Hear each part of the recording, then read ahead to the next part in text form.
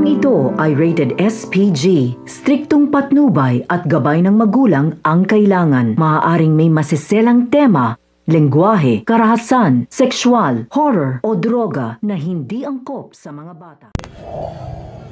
Nagtagumpay nga ang pag-opera sa Conjoined Twins, kasama nga rito si Annalyn na nag-opera, kaya naman tuwang-tuwa si Giselle pati na rin ang kanyang ina na si Lynette. Nagbigay nga ng mensahe sa media itong si Annalyn at kahit hindi maayos ang relasyon nilang mag-ama na si Doc Tanyag at kahit hindi siya naaalala nito, ay inaalay at pinapasalamatan pa rin niya ang kanyang ama.